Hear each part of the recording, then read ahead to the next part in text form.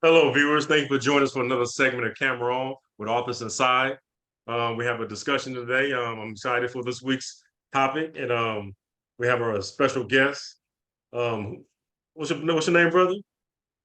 My name is Hugo Sosa. I am part of the OMCP session for the greatest ones of them all. And I am a co-brother of Mr. Otis.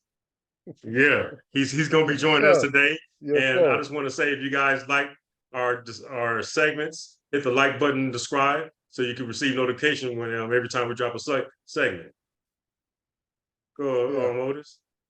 Yeah. It's good that they're gonna like it and share, man. We might mess around and go viral with this one, man, because we got in front of us, man. We got the mentor, the myth and the legend, right? Yeah. Mr. Hugo, man, and I really had the pleasure and honor of getting to know him, especially when I was going through the final part of my process. We were actually in the same group when we were together at Solano, right? Yeah. And this guy, man, he appeared to be like the coolest dude in the system, right? I was like, who is this character right here? This dude is kind of cool, laid back, had his tinted aviators, like this dude is kind of cool.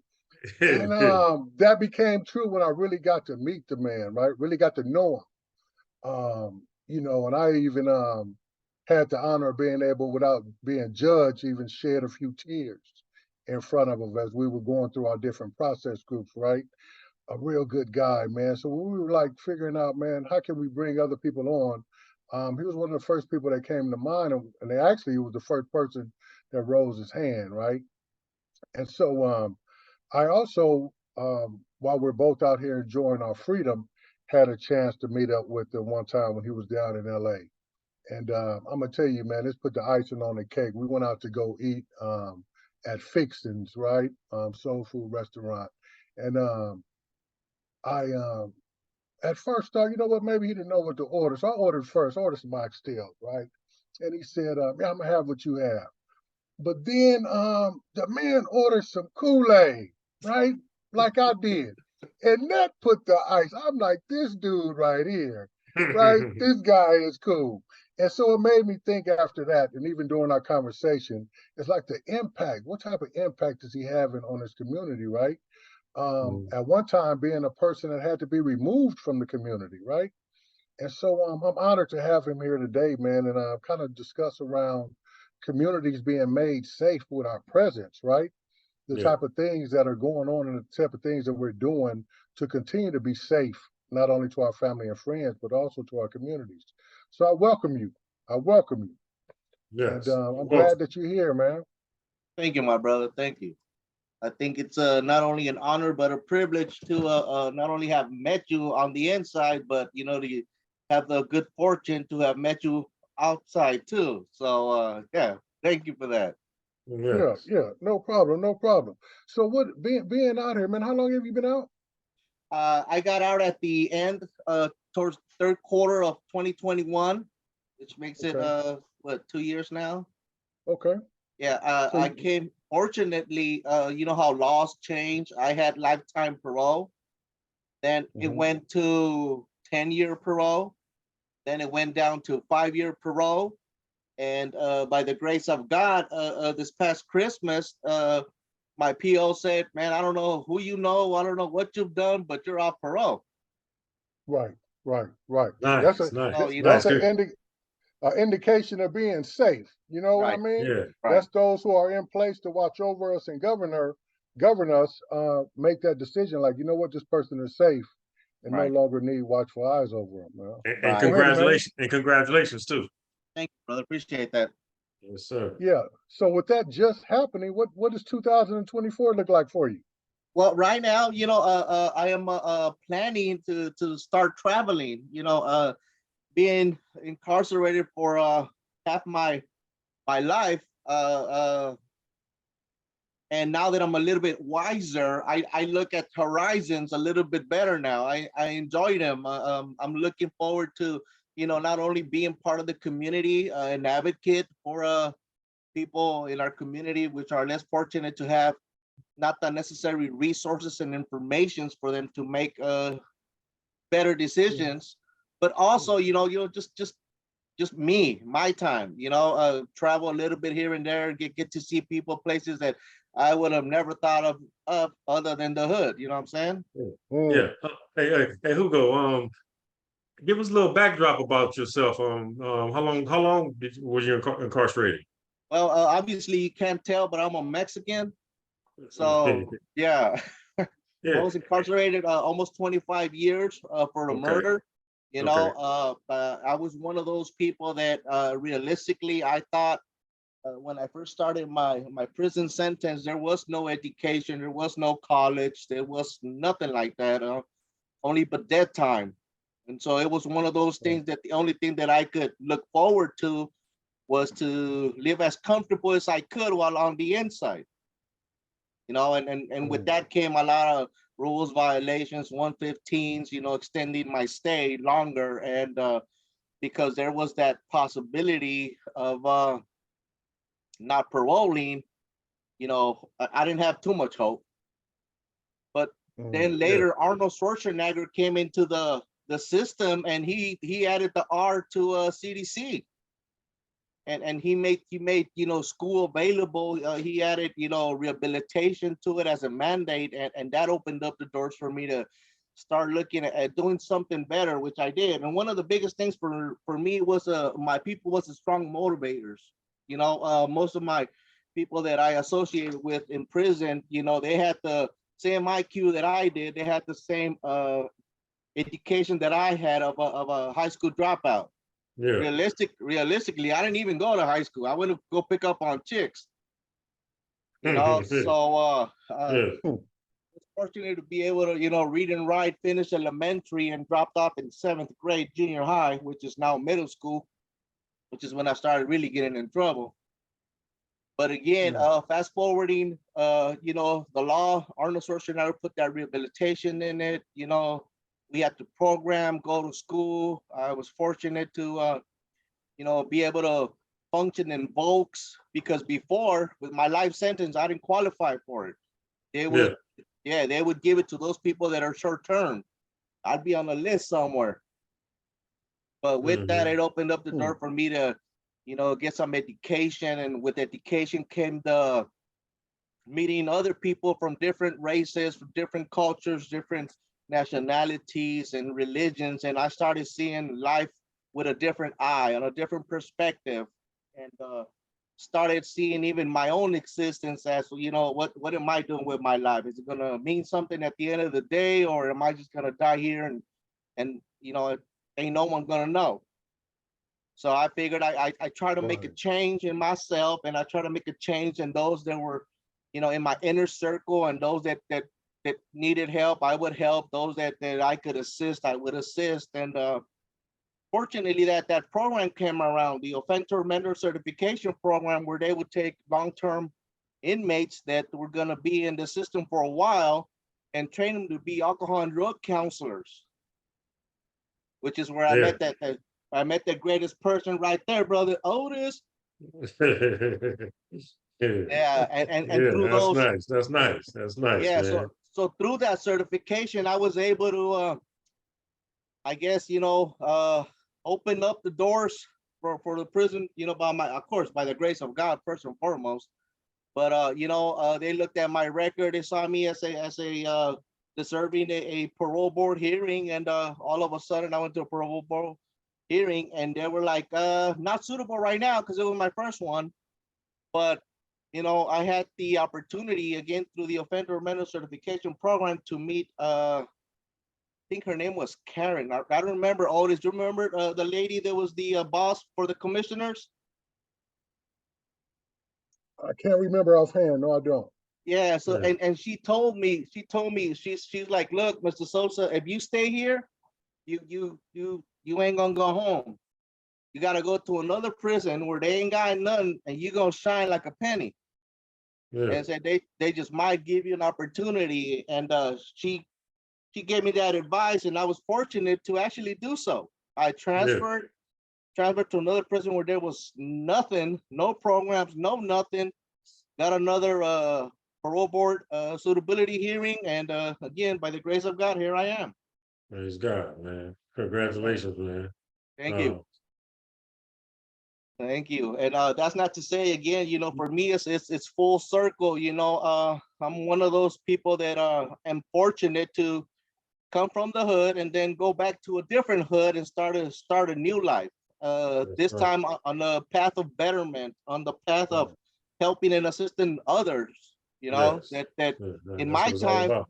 exactly, and in my time, it's one of those things that people need help, but they don't want help. Right, if that makes sense. So now Right. I know how to talk to them as if I was talking to me back then, because if people would have asked me if I needed help, I would have said hell no. But the reality is I did need help. I just Yes. didn't want help, didn't want to ask for it, didn't want to accept it. Didn't know what it looked like or nothing. Exactly. And then coming up from the hood and people trying to help you, they want something. You know what I'm Yeah. saying? So I Right. Right. used to be skeptical. Now I get it. I use my own lifestyle of what it was to help those that are there, and I tell them. I was just like you. I see people trying to tell me and stuff like that, and I'm like, well, what's the catch? Well, what's in it for you? And so in our mentorship, I learned a phrase that says that people don't care until they know you care. So that's what I try to do. Every person that I meet, I want to know that I care. I don't care who they are. I don't care what they do. You know what I'm saying? But if I can help them, I will. Nice, nice, Exactly. nice. That's good stuff, man. It's good stuff. And I share that same philosophy about caring, right? Showing people that um, I care about what you've been through, what you're going through, and I know what you're going to be facing moving forward as someone that wants better in life, right? Or they actually made a decision to change your life, man. So that's absolutely beautiful. And I think the greatest impact, right? Even though you may not be able to look someone in the eyes and see the light bulb go off, but just to know that you've genuinely given them the message, right? So whenever they do decide to make that change, or when they finally bump their head like you told them they were, then it can be like, you know what? Maybe the rest of that stuff he was telling me was true, right? And even if a person doesn't remember what you told them as being true, they'll be receptive to the next person who comes on board and says, hey, you know what? I want to help you, right? And that's where, man, that's where we make the greatest impact, especially in the communities, by making them safer, right? Taking our crud, taking our background, and turning it into something positive, not just being selfish and being like, hey, I'm on the right track. I'm thinking different. I'm doing different. Forget about the rest of the world. But knowing that there's a need to step back in, man, to make our communities safer. Right. So Right. good work, Absolutely. man. I commend you on that. Thank you, my Yeah. brother. Appreciate that. Yeah, and I think is speaking of making our community safer, and I think it's brothers like us that should be on the front line, man. That that receive that's done the work and been in the trenches and used to be like those people. And who better than us to be on the front line in our communities, man, and being a voice for the people that's that's getting out of prison or a voice for the people that's still in prison. So Yeah. you know, it's a beautiful story, beautiful message. Yeah. Absolutely. Absolutely. Today, I think Right. that, times have changed. Back in the day, a person being on parole couldn't do too much because of the limitations that were imposed on them. Me, again, by the grace of Right. God, I was fortunate that letting people know from the get-go that I was on parole, it's like it opened up doors.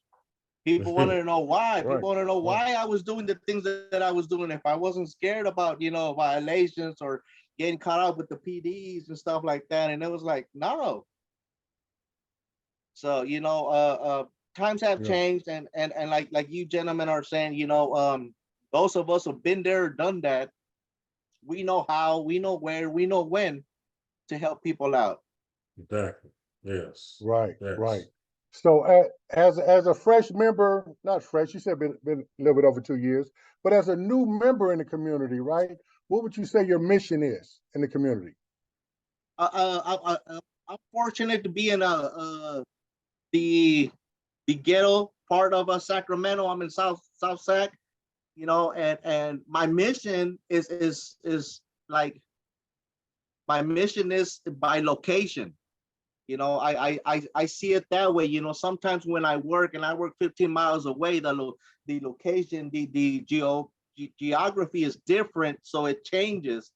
But where I am here presently, I see the need for mentors. I see the need for people to show people what it looks like to do the right thing. One of the biggest things because where I live at, you know, there's houses, there's apartments, and we have some homelessness, and we have people that just don't like the homeless, and we have people that just, you know, would not care, you know, to see them in their neighborhood. But again, I am of a firm believer that, you know, things happen for a reason, and I tell people, you know, this is our opportunity to show them that we care.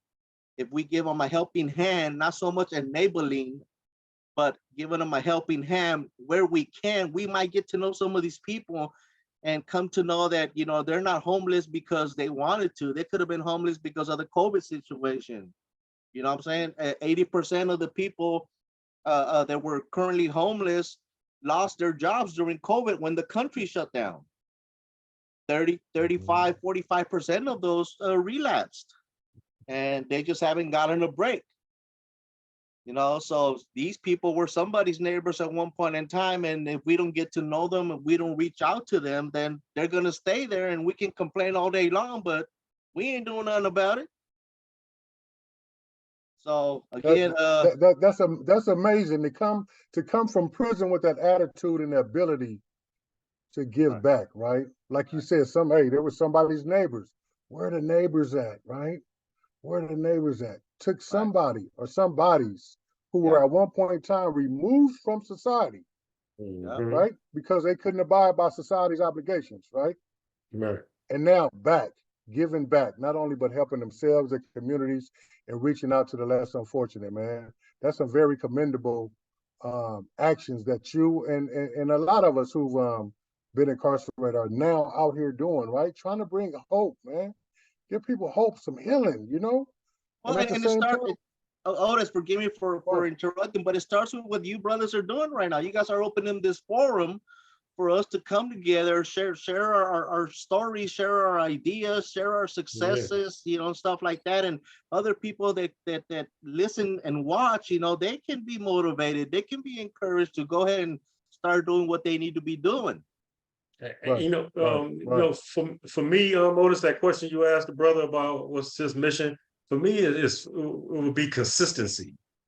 And, you know, meaning every day, whether I'm feeling good or I'm not feeling good, treating people with dignity and respect, being dependable, being reliable, you know, being appreciative of the opportunity, because no matter how bad it gets out here, it's still way better than where I was at. So I just appreciate it. I love the good, the bad, and the ugly out here, man. I love being out here. Like you said, brother Otis, is the best feeling in the world. I mean, and then not only that, you're able to give back, man. All the stuff all the training we've done, all the self-help, the groups, whatever. We able to be able to be out here, man. Let people see what it looks like, man. To be proud of who you are, and be able to share. Because a lot of people already haven't done the work. They kind of, you know, even though they haven't been to prison, you know, they still have a lot of issues, man. So and to see us out here in society going through this, I mean, you know, we face with the same thing, but our attitude is different. We just more appreciative and more treat them respect. And they like sometimes they worry about, what are you so happy for, man? What's up with you? You know what I mean? Then you get opportunity to tell them about your past, and you know, good stuff, man. Yeah, this is an excellent platform and format. I think that's going to really push everybody's efforts, you know, forwards, whether it's ours at Arthur's Inside or the guests that are coming on to speak, such as yourself, right? Because you should be, man, motivated and encouraged, because you're doing, as you already given praise to God, you're doing God's work, right? You're doing stuff that the people that are already out here weren't doing, right? Because who will be doing it if you were still serving your time, right? When you're spending that time with that person or those people, just to remove yourself from the situation for a minute, who would be there? More than likely than not, nobody, you know? Right. So you know, it's just amazing, man, how we've turned our lives around. You use that opportunity, like you said, they put the R on the end of it. And when that R was put on it, it wasn't forced up on it. It was just a platform to provide for us, right? To do our part to make sure that rehabilitation happened, man. And I'm just proud of all the men and women who have taken advantage of that, man, and are out here, especially those who are giving back, right? Making our streets safer, communities, houses, workplaces, schools, just so much better, man. Yeah, I'm very grateful to be part of this entire movement. Absolutely. Yes. I am grateful to you guys for allowing me, these moments and to be able to share, something. Yeah. Hope, I Right. hope moving forward, like Otis said, man, hopefully this thing goes viral and we get an opportunity not only to speak upon it, but also celebrate, kind of like you were talking about that mission, you know what I'm saying? Mm. To always Yeah. try to have that positive attitude, to be a doer, stuff like that. I wish I was like that. Sometimes I want to do I want to. Well, I was back in the day sign in sick or call in sick or something. Right. Sometimes, what I'm saying? I'm gonna have a sick Now day you or got to so. show it to the people. Yeah, yeah, but the reality, Yeah, it yeah, is better. Any worse day out here is better out here than being on the inside, right, because we get to walk, we get to go out and get some fresh air, we get to do something rather than just be in those four walls. And that in itself, we should be, let me use a nice statement, I am definitely grateful and praise God for that opportunity, because yeah, even though other people, say for instance in my community, may not necessarily be incarcerated themselves, they're still in a cell of their own making, because they want to, right, society puts so much demands on them, unrealistic demands, and there's so much peer pressure, and mhm, there's so much other stuff that's going on out here that I'm like, oh my God, what I'm saying? uh yeah, Not that they don't care to stand up for themselves, but again, sometimes they don't know how, and they'll just right. follow in line, follow suit, and that's the sad part. So I definitely believe that some kind of mentorship out here is greatly needed. That's, Yeah, yeah. that's good. I agree with you 100% on that. What about you, Emmanuel? No, it's good that you see a need. You're able to identify a need in your area, in your location, and like I say, who better than you to be that mentor? So that's what I'm always looking for in this area as well. A way that I could mentor, or um, and share my story. Just even if it's just by, like I say, me sharing my story, or just being an example, or just doing what I do every day, man. But it's definitely a need out here, man. People are hurting, and they're looking for something out here, man. Yeah, So Yeah, yeah. yeah, All right, man. yes, sir. Yeah. As long as we keep thinking safe, we're gonna keep them communities safe. Yeah. right. Oh yeah, definitely. I Yes, agree. sir. Yes, sir. That's what it looks All like. right. Yeah. Take us down that final road, Emmanuel. Hey, man, like I say, man, I just appreciate this new forum discussion of Office Inside. Every week, we're gonna have a topic, or a guest, or both. And I ask the viewers, if you guys have a topic you want us to discuss, don't be afraid to put it in the comments, or email us, or contact Otis, contact me, somebody, and just we'll discuss it and give our perspective on it. So. I appreciate you guys, and let's do it again next week. We'll do it next week. We missed George this week, but he'll be back next week. Yes. All right, All man. right. I appreciate y'all, and see you next week. My brothers, you guys All right. stay All right. safe. Thank you. Yep. Thanks for Thank you. joining us, Hugo. Anytime, brother. Thank you, Otis. Camera off. Appreciate it. All right. Camera All off. right.